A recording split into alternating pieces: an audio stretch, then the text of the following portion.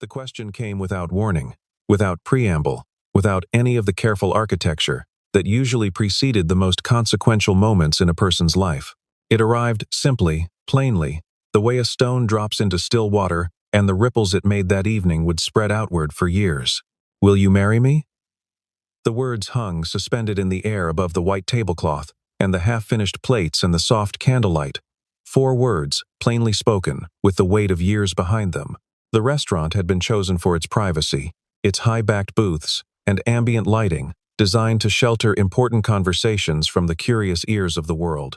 But in the fraction of a second after Victoria Hayes spoke those 4 words, every other sound in the room seemed to vanish, the soft clink of silverware, the low murmur of other diners, the distant piano threading through the air like smoke. David Carter sat across from her, his large hands resting on the white tablecloth, his expression the face of a man who has just heard something in a language he cannot quite place.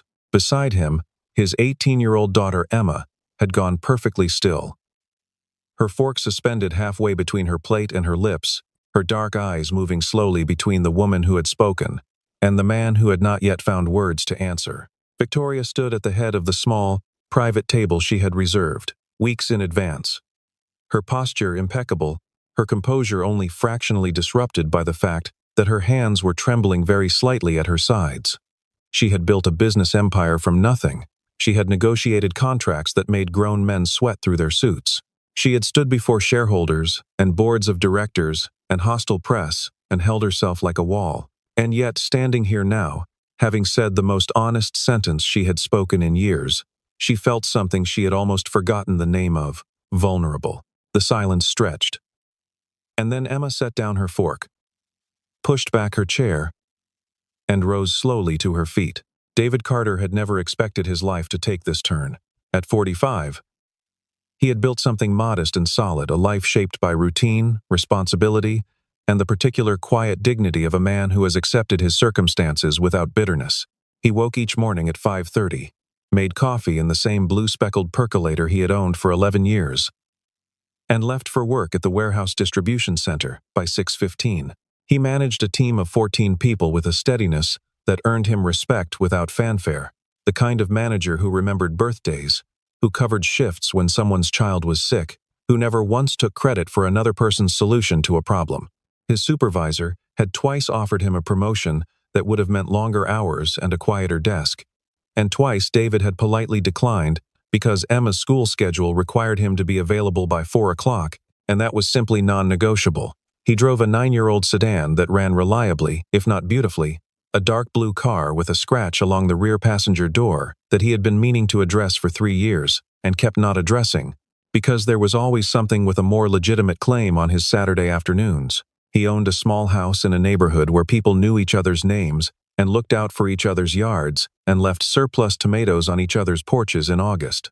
He kept a vegetable garden in the backyard that he tended on Saturday mornings, working methodically from one end to the other, kneeling in the dirt with a focus that kept the rest of his life at a useful distance. He had found, over the years, that the act of pressing seeds into dark soil and waiting for something green to push through was one of the few things that made the deeper silences in his life feel bearable rather than unbearable.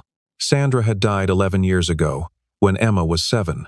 A brain aneurysm, sudden and indiscriminate, the kind of thing that doesn't announce itself. She had been laughing at something on the television when it happened, and David had always held on to that detail, the way a man holds onto the last warm thing in a cooling room. She had been happy in her last moment, and that mattered, even when everything else felt impossible to hold. The years that followed were not easy years, and David had never pretended otherwise to himself, which he believed was the thing that had kept him functional, when functionality was far from guaranteed. He had grief, and a 7-year-old, and a mortgage, and his own cracking heart, and in the evenings after Emma was in bed, he would sometimes sit in the kitchen with a cold cup of coffee and feel the full weight of everything pressing down on him. And he let himself feel it, because he had read somewhere once that grief denied tends to express itself sideways and unpredictably. And he could not afford sideways. He navigated all of it with the grim, deliberate focus of someone who has decided that falling apart is not an option he can afford. Not because falling apart wasn't tempting, it was. Some nights, enormously tempting, but because there was a 7-year-old in the next room who needed him to be standing when the morning came. Emma became his North Star, not in the smothering way of parents who cannot locate themselves outside their children, but in the truest sense, she gave him direction when direction was the only thing keeping him upright. He coached her little league team. He sat at the kitchen table every night while she did homework, reading or paying bills or doing nothing much, just being present, because he understood instinctively that presence was the thing she needed most. He attended every recital, every school play, every parent-teacher conference, every science fair and debate tournament and track meet and awards assembly, always arriving a few minutes early and finding a seat where he could see everything, carrying with him the quiet, watchful pride of a man who has decided that presence is the most valuable thing he can offer, and is therefore determined to offer it fully. He had been offered dates over the years. Friends arranged dinners. A woman at his gym had been persistent and kind, and he had liked her well enough to feel genuinely guilty about the gentle wall he kept erecting between intention and action. It was not that he feared love, exactly. It was something more complicated. A sense that bringing another person into the careful ecosystem he and Emma had built required a certainty he could not manufacture on demand, and that forcing it would ultimately hurt everyone involved more than the loneliness ever could. So he remained alone. And if there were evenings when the house felt very quiet after Emma went to bed, he did not dwell on them. He read. He watched whatever game was on. He went to sleep and started again. 6 months before the evening that would change everything, Emma had sat across from him at the same kitchen table, where she had done her homework for a decade, and she had looked at him with the particular directness that was one of the things he loved most about her, and she had said, "Dad, you've spent your whole life taking care of me. It's time you started taking care of yourself too." He had smiled in the way that meant he was not going to engage with the substance of what she'd said, and reached over to steal one of her French fries, and change the subject entirely. Emma had let him, but she had not forgotten. The day David met Victoria Hayes, he was running 20 minutes late for nothing in particular. It was a Thursday afternoon in late October, and he had taken a different route home from the warehouse because the main road was torn up for repaving, and the detour wound him through a part of the city he rarely visited wide. Tree-lined streets with old houses set back from the road and leaves banked in amber drifts along the curbs. He saw the car pulled to the shoulder from a distance, a sleek, dark vehicle, clearly expensive, with its hazard lights blinking. A woman stood beside it, her phone pressed to her ear, her expression conveying the specific frustration of someone who is accustomed to problems being resolved quickly and is currently watching that expectation fail in real time. David pulled over without overthinking it. He had been pulling over for stranded motorists since his father had done the same on a highway outside Cleveland when David was 9 years old, and the lesson had calcified into reflex over the decades. He was not, in any meaningful sense, a man who noticed things like designer coats or the quality of a person's shoes. He noticed that the woman looked cold and stressed, and that the tire was flat, and that she was holding her phone at the particular angle of someone whose signal was unreliable. He introduced himself, confirmed she hadn't been able to reach roadside assistance, and set about opening the trunk to find the spare. It took him about 25 minutes, working in the growing dark of a Thursday afternoon, while Victoria stood to one side making 2 more phone calls that she eventually abandoned, watching this stranger with an expression that moved gradually from impatience to something quieter and harder to name. When he was done, he closed the trunk, wiped his hands on the cloth he kept behind his seat for exactly these occasions, and told her she should get the tire properly looked at before the weekend. She had reached into her bag almost immediately. David registered the gesture and stopped it with a small shake of his head that was not unfriendly, but was completely unambiguous. "It wasn't a problem," he said. "Drive safe." And then he had gotten back into his 9-year-old sedan and driven away. Victoria Hayes stood on the shoulder of that tree-lined street for a moment after his taillights disappeared around the bend, and she felt something she could not immediately identify. It took her until she was back in the car, moving again through the evening traffic, to recognize it. She felt seen in the most ordinary, undemanding way possible, by someone who had required absolutely nothing from her in return. It was not a feeling she was used to. She had built her empire from the ground up, starting with a single logistics company she had acquired at 28, with borrowed capital and ferocious intelligence, expanding it over the following 17 years into a conglomerate that controlled freight, warehousing, and distribution networks across 11 states. Her name opened rooms. Her presence rearranged the energy of meetings. She was profiled in business publications under headlines that used words like formidable and visionary and occasionally ruthless, which she had come to accept as a compliment in the particular dialect of people who believed that a woman exercising the same strategic decisiveness they admired in men required its own distinguishing label. She had learned long ago to wear that reputation like a second skin, to let it precede her into rooms and do the work that reputations do, because the alternative, presenting herself simply as a woman who sometimes felt exhausted and lonely and genuinely uncertain about the directions her life had taken, was not something the world she inhabited had much tolerance for, and tolerance was a currency she could not afford to spend carelessly. The people in her orbit wanted things from her. Her board wanted results. Her advisors wanted access. The men who had pursued her over the years had wanted, at various depths, the proximity to her success that a relationship with her would provide. She had grown skilled at identifying the wanting in people before they recognized it in themselves. David Carter had looked at her and wanted nothing. He had simply fixed the tire and left. She found that she could not stop thinking about it. She found him through the distribution company. He worked for a phone call to a contact who knew a regional logistics director, who knew the regional operations lead, who knew the warehouse manager by name, and she felt only briefly self-conscious about the reach this required, about the fact that she was using the infrastructure of her professional life to locate a man she had met on a roadside, because she could not stop thinking about the way he had simply helped her and walked away. She had done stranger things for less defensible reasons, and she had learned long ago that hesitation was expensive, and she was not in the habit of paying for it unnecessarily. She called him herself. His voice on the phone was the same as it had been on that street. Even, without pretense, mildly surprised. She thanked him properly, and when she asked if he would allow her to take him to dinner, just to express genuine gratitude, he paused long enough that she thought he might decline, and then he said, with the air of a man who has decided that suspicion would be uncharitable, that he supposed that would be all right. The restaurant she chose that first evening was elegant without being theatrical, and David arrived in the nicest thing he owned, a sports coat he had bought for Emma's middle school graduation ceremony and worn perhaps twice since. He looked, Victoria thought, when she saw him across the room, like a man who was slightly uncomfortable with occasion but determined not to show it, and she found that endearing in a way she couldn't have predicted. Over dinner, she had expected to make conversation in the efficient, socially polished way she always did, moving through subjects with practiced ease. Instead, she found herself talking, actually talking, not performing about things she rarely put into words. She told him about growing up in a 2-bedroom apartment in a city that had not been kind to her family, about her mother working 2 jobs and still coming up short at the end of every month, about the particular hunger of watching a world through glass and deciding you were going to get to the other side of it no matter what it cost you. David listened in a way that she had almost forgotten people could listen without waiting for his turn to speak.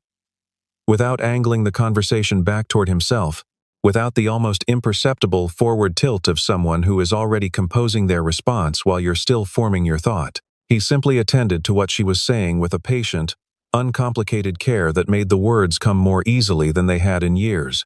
Partway through, she realized she had said something about her mother, something specific and unguarded, that she had not said aloud to anyone in the better part of a decade, and the realization did not make her want to take it back, which was itself unusual enough to pay attention to. He asked questions that were specific and thoughtful. He did not appear to be cataloging her life story for later use. He was just listening. The dinner lasted 3 hours, which was 2.5 hours longer than she had planned. She had not intended for there to be subsequent dinners, and yet when she found herself, 10 days later, with an afternoon that had unexpectedly cleared, her first thought was not about any of the dozen professional obligations that could have filled it. She called David, who said he had an hour before he needed to be home to start dinner, and they met at a small coffee shop near his neighborhood that he clearly knew well. The person behind the counter greeted him by name and they talked until his hour was up, and he stood and said he had to go, simply and without apology, because his daughter would be home. Victoria sat in the coffee shop for another 10 minutes after he left, drinking cold coffee and understanding that something had begun. The months that followed had the quality of weather-changing season, gradual enough that on any individual day you might not notice the shift, but unmistakable in aggregate. They saw each other with increasing frequency, fitting meetings into the architecture of David's schedule, because his schedule was the less flexible of the two, and that was simply the reality. Victoria, who had never organized her personal life around anyone else's constraints, found the adjustment easier than expected, which told her something. She began to know the rhythms of his days, the early mornings, the careful management of time, the way he always had exactly one beer with dinner and then switched to water, the way he talked about Emma with a matter-of-fact love that was somehow more moving than extravagance would have been. She met Emma once, briefly, at the coffee shop. David introduced them simply as people who knew each other, and Emma had been polite and observant in the way of a young person who is paying close attention to something they're not yet ready to address directly. For David, the experience of these months had an element of strangeness he could not fully parse. He had not gone looking for this. He was not, by any stretch of imagination, the kind of man who appeared in the kind of story where a woman like Victoria Hayes entered the picture. The gap between their lives was not abstract to him, it was concrete and daily, and impossible to ignore. He had looked her up, eventually, the way he might look up anything he needed to understand, and what he found had been genuinely staggering. The scope of what she had built, the number attached to her name in financial publications, the way her face appeared in photographs alongside people who occupied entirely different strata of the world than the one he inhabited. He had sat with that information for a few days and tried to understand what he was doing in a context that contained it, and had arrived at no satisfying conclusion. But he kept showing up, because she was real with him in a way that had nothing to do with any of the numbers, and because the hours he spent talking with her had begun to feel like something he did not want to give up, even as every practical instinct he had told him to be careful. The practical instincts had reason to be cautious.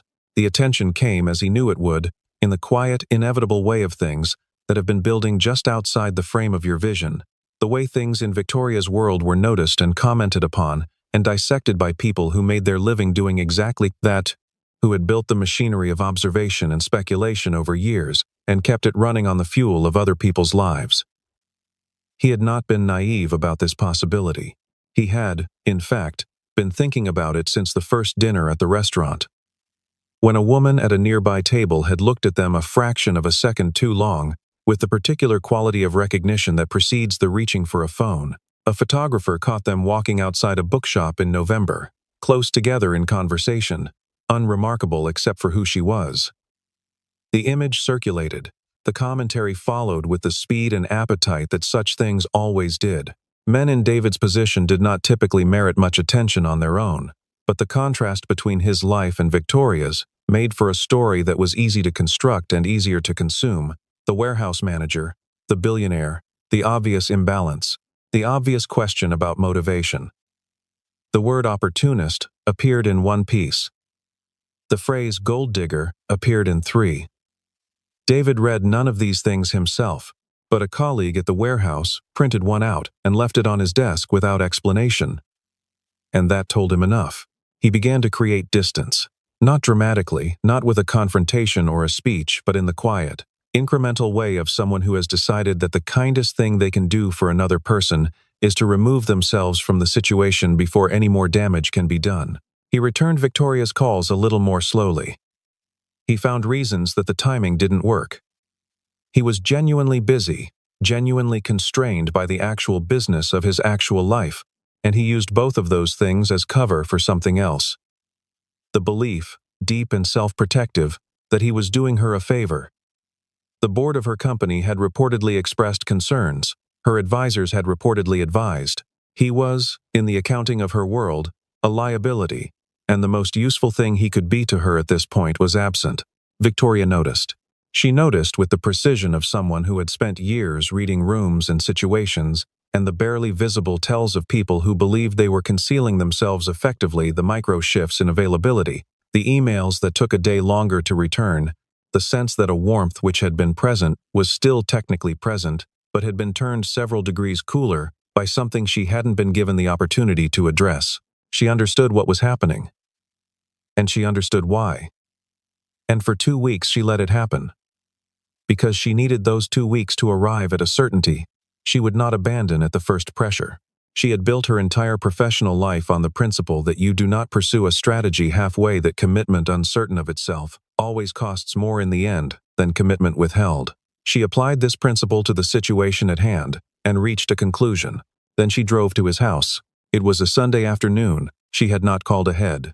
David opened the door in the clothes of a man who had been working in the garden, a flannel shirt, old jeans with dirt at the knees, and an expression that moved through surprise and something almost like relief before settling into a careful neutrality. She had not prepared a speech, which was deliberate. Speeches allowed the listener to formulate counter-arguments while you were still speaking, and she did not want a debate. She wanted a conversation. He let her in, and they sat in his kitchen, and she told him, with the directness that was the most fundamental thing about her, that she knew what he was doing, and that she was asking him to stop. She said she didn't need him to have money, and she said it without the slightly defensive edge that sometimes crept into people's speech when they were trying to convince someone of something they weren't quite convinced of themselves. She said it flatly, clearly, the way you state a coordinate. She said she didn't need him to be something he wasn't, or to fit into a world that had no particular right to require his presence, that had in fact no metrics by which it could measure the actual value of what he'd built and maintained for the past 11 years. She said that she had spent the better part of 2 decades building things, and accumulating things, and achieving things, and that the specific ache of her life in recent years had not been about any deficiency in what she had built, but about the absence of someone with whom she could simply be, someone who was not in any way measuring her against her own net worth, or calculating what they might gain, someone who listened to her not because she was useful to listen to, but because he was actually curious about what she thought. She said David Carter was the first person she had met in a very long time who made her feel like the money was beside the point. And that was not a small thing. That was, in fact, an enormous thing, and she was not in the habit of treating enormous things as though they were disposable. She stopped speaking. The kitchen was quiet. Outside the window, the November garden was mostly bare and brown. David sat across the table from her and did not say anything for a long moment. And then he said, "I'm afraid I'm going to hurt you." And she said, "You've already decided to protect me from something I haven't asked to be protected from. That's not the same as not hurting me." He did not have an answer for that.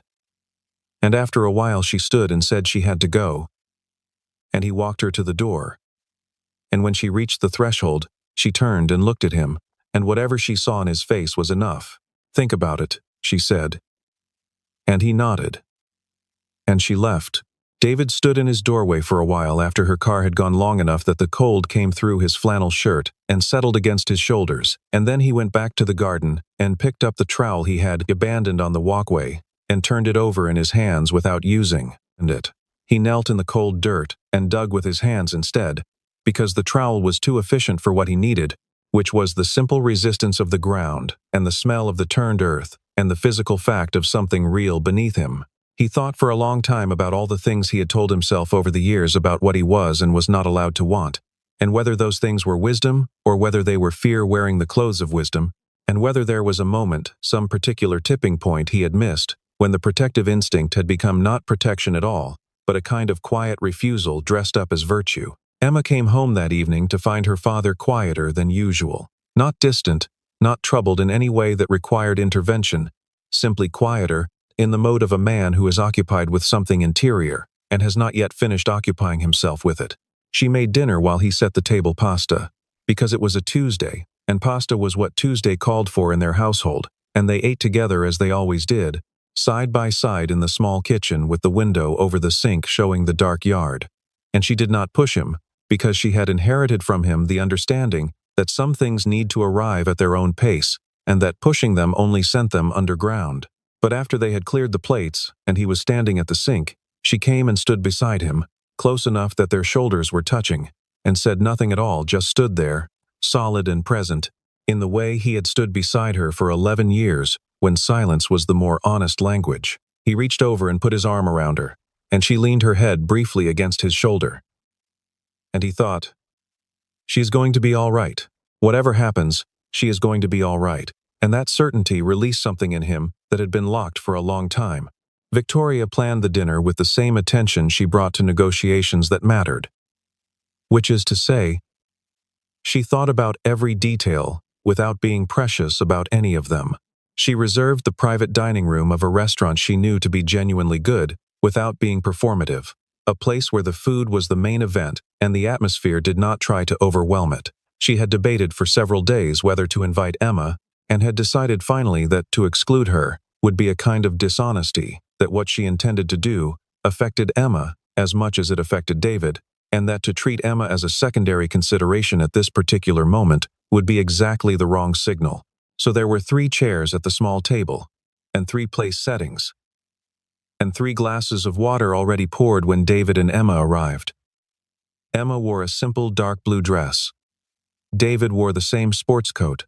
Victoria was already seated, and she stood when they came in, and there was a brief, slightly awkward moment of greeting that resolved into the ordinary business of sitting down and looking at menus. The dinner was good.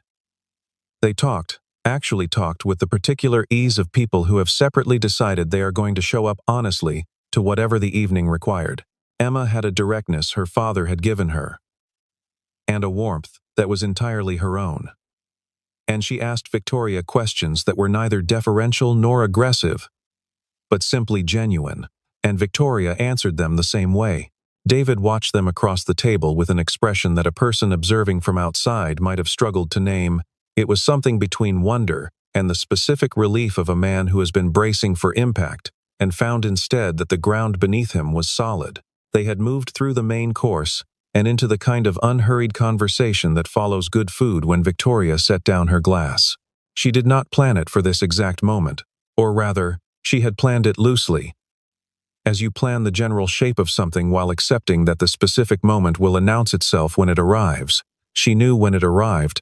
She rose from her chair slowly, because this deserved a kind of gravity, and the table fell quiet, and she looked at David with the complete, unguarded attention of someone who has decided that the outcome of this moment is worth every risk the moment carries. "David Carter," she said, and her voice did not waver, because she had decided before she rose from that chair that whatever happened next, she would not let it waver. "Will you marry me?" She had not said "I love you" first, or "I need you," or any of the softer constructions that might have made the question smaller and safer. She had said simply the thing she meant, because that was the only way she knew how to mean it. The silence was total. David's face underwent a series of small transformations: surprise, disbelief, something that moved briefly through the territory of joy before doubt pulled it back, and he opened his mouth, but nothing came out immediately, because some questions are large enough that the throat closes around any immediate response. Victoria was aware of Emma in her peripheral vision. She had been steeling herself for this, the possibility that Emma would be the obstacle, that the daughter who had lived at the center of her father's world for 11 years would see this proposal as a threat to that center and respond accordingly. It was a reasonable thing to have worried about. It was not what happened. Emma pushed back her chair and stood up, not quickly, deliberately, with the considered movement of someone who knows that what they are about to say is important and wants to say it correctly. Victoria felt her stomach tighten. She met Emma's eyes and found in them something she had not expected. Not hostility, not warning, but a look of clear, uncomplicated feeling. Emma turned first to her father, who was still sitting very still, and then back to Victoria, and she spoke in the measured, unhurried voice of a young woman who has thought about this more carefully, and for longer than anyone in the room has yet understood. "If there is anyone in this world who deserves to be loved again," Emma said, "it's him." Victoria heard the words and felt them land somewhere deep and unexpected. Her throat tightened. She had prepared, in the vague way of someone who knows a moment will be emotional, for some version of emotion, but not this. Not the specific precision of this. From this particular person. Emma was not finished. "I've been praying for years," Emma said, more quietly now, as though the volume of the room had shifted without anyone touching anything, "that my dad wouldn't have to be alone anymore." Victoria felt the tears before she understood they were there. She was not generally a woman who cried in front of other people. She had learned early that vulnerability in public carried a cost, and she had invested years in building the interior architecture that kept her composed in moments that demanded it. But the architecture was not built for this. for the sight of an 18-year-old girl standing in a restaurant dining room and saying with perfect, undefended honesty that she had been carrying a prayer for her father's happiness for years, quietly, without being asked to, because she loved him and she understood his sacrifice, even when he never named it as sacrifice at all. David made a sound. Not a word, just a sound, low and barely controlled. The sound of a man reaching the edge of the composure he has been maintaining by will and finding that will has limits. He pressed his hand briefly over his mouth and looked at his daughter. And Emma looked back at him. And between them passed something that required no translation. Emma sat back down, but not before she turned once more to Victoria and said, with quiet certainty, "He woke up early every single day, and he went to work, and he came home, and he made dinner, and he helped me with homework, and he never once let me feel the weight of what he was carrying. I know what he gave up. I've always known." She paused. "You should know too." The three of them were quiet for a moment, a silence that was not empty, but full, packed with the weight of things spoken and unspoken, with gratitude and grief, and the particular sweetness of a moment that will be carried forward into all the moments that follow it. Victoria understood, sitting in that room with those two people, that she had underestimated what this evening could be. She had come in thinking about what she needed, what she was asking for, and she had not fully reckoned with the fact that the asking itself would be an act of receiving, that in the space of a few minutes, she would be given something she had not known she needed, which was to be witnessed by someone who had no reason to be generous to her, and chose generosity anyway. David reached across the table, not toward Victoria, not yet, but toward Emma, covering her hand with his in the particular way he had been covering her hand since she was 7 years old, and the world had delivered its first unbearable piece of news. Emma turned her hand over and held his, and neither of them looked away from each other for a long, full moment. Then David looked at Victoria. His eyes were wet. His expression was the most open she had ever seen it all, the carefulness gone, the protective scaffolding set aside. Nothing between her and what he actually felt. He exhaled, slowly. He lifted his free hand from the table and extended it toward her across the white cloth. Palm up. And waited. Victoria reached across and put her hand in his. His fingers closed around hers, warm, steady. The hands of someone who had been working hard his whole life, and she felt the solidity of it, the realness, and this time she did not stop the tears from coming, because there was no longer any reason to stop them, and she was tired of having reasons. "Yes," David said, and his voice was quieter than he intended, and steadier than he had any right to expect. "The answer is yes." He had not rehearsed those words. He had not planned them or dressed them up or found a better way to arrange them. They were simply the truest thing in the room, and being true, they were sufficient. He was not a man who had rehearsed those words. They were not the words he would have chosen if he'd had time to prepare, to find something adequate to the occasion. But they were true, and being true, they were enough. In the months that followed, there were things to navigate. There always were, in lives that are being meaningfully reorganized. Victoria's board was informed before the announcement became public, and there were conversations that required patience and a particular kind of plain speaking that allowed no room for euphemism, conversations in which people said what they actually meant, because she had made it clear, early in her tenure, that she preferred difficult honesty to comfortable circumlocution. Victoria brought the same unbending clarity to those conversations that she brought to any negotiation across the table from someone who did not particularly want to agree with her. She did not ask for approval. She provided information, and she answered questions, and she made it evident, without belaboring the point, that this was a decision she had already made and that the board's energy would be better spent on other matters. David, for his part, navigated the attention with the same undemonstrative steadiness he brought to everything. He did not seek out interviews, did not perform anything for any audience, showed up at Victoria's side when that was appropriate and returned to his own life when it was not, and the people who looked for something sinister in the arrangement found nothing to sustain the narrative, because there was nothing sinister to find. He was, simply, himself, which turned out to be more than sufficient. Emma went off to college in the fall, 2 weeks before the wedding, and David helped her load her car on a Sunday morning, with the methodical care he brought to everything that mattered. She had chosen a school 3 hours away, close enough to drive for long weekends, far enough to be genuinely her own beginning. She was studying environmental science, which David had suspected was where she was heading since the year she was 12, and spent an entire summer photographing insects in the backyard garden and building a catalog that her biology teacher had described, with barely contained astonishment, as the most organized, independent project he had encountered in 20 years of teaching. She left with a carload of things and a lightness about her that David recognized, but could not have named precisely. She had always been a happy kid, in the resilient, resource-rich way of children whose parents showed up for them. But this was something else, something additional. She was leaving without a weight she had been carrying, and David understood, in a way he had no language for, what that weight had been. The wedding was small. Victoria had no desire for spectacle, and David would have been genuinely pained by it. And so they arranged something that fit them both.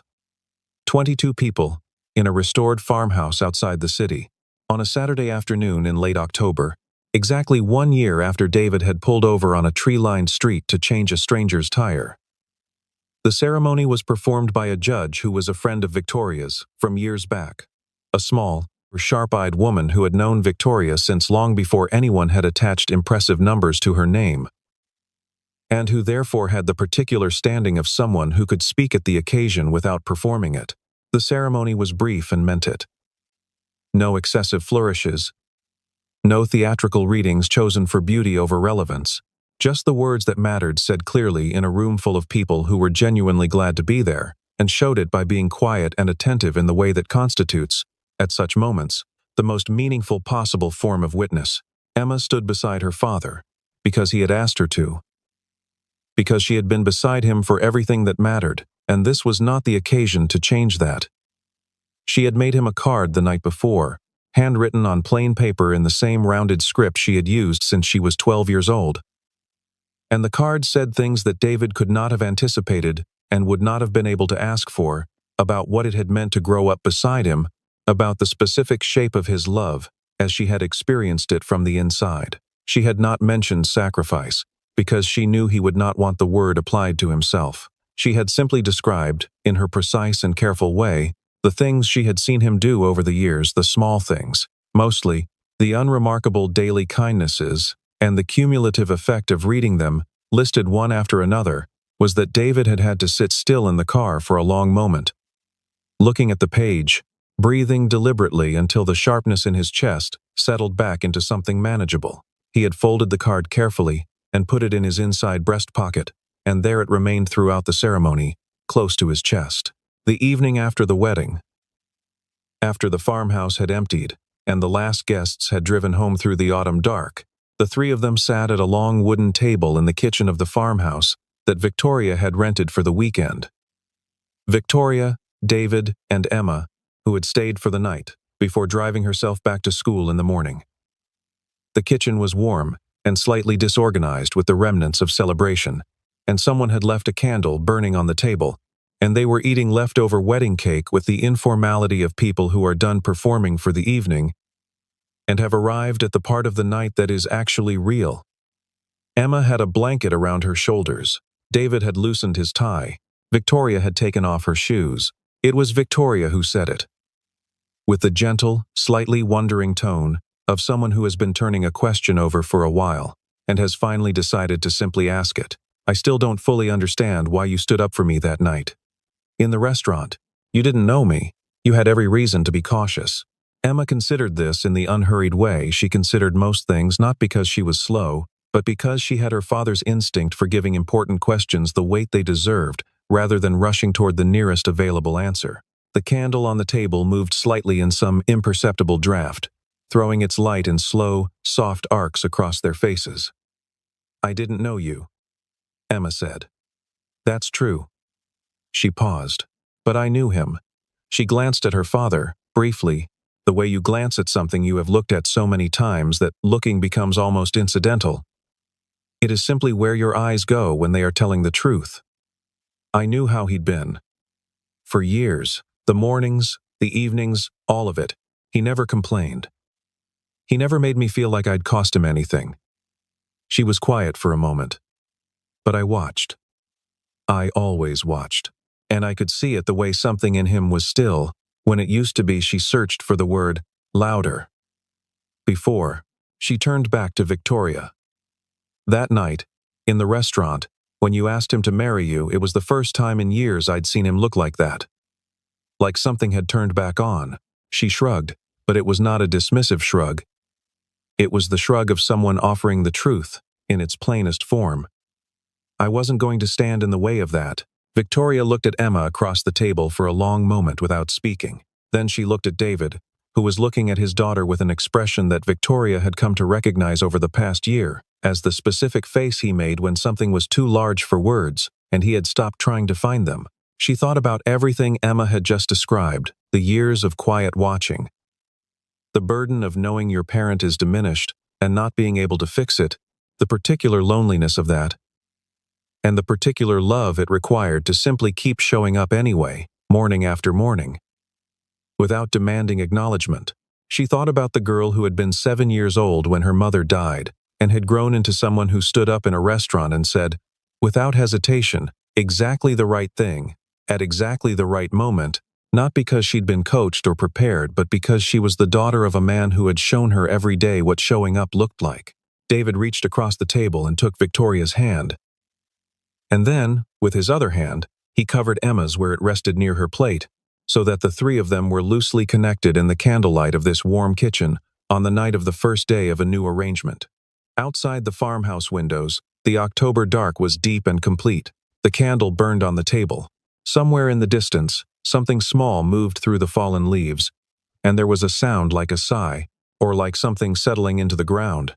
And the evening continued around the three of them as they sat together, a man who had spent 11 years giving everything he had to the people he loved, a woman who had spent the same 11 years building everything except the thing that mattered most, and the daughter who had grown up watching the first of them and had been wise enough, at 18, to make room for the second, and they talked, and they ate cake, and the candle burned lower, and none of them wanted to be the first to say it was time to sleep.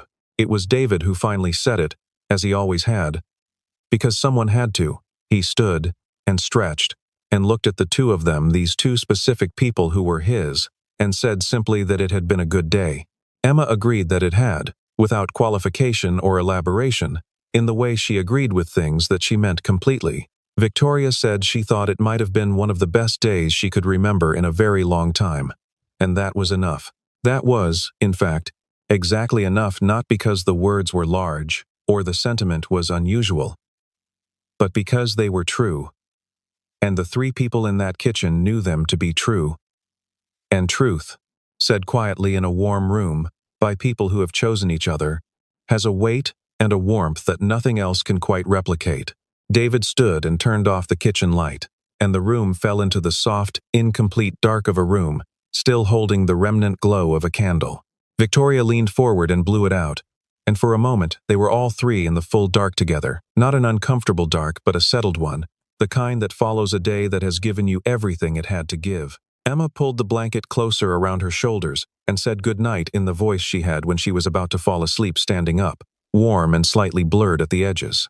And the farmhouse was quiet, and the October night held them all in its dark, familiar hands.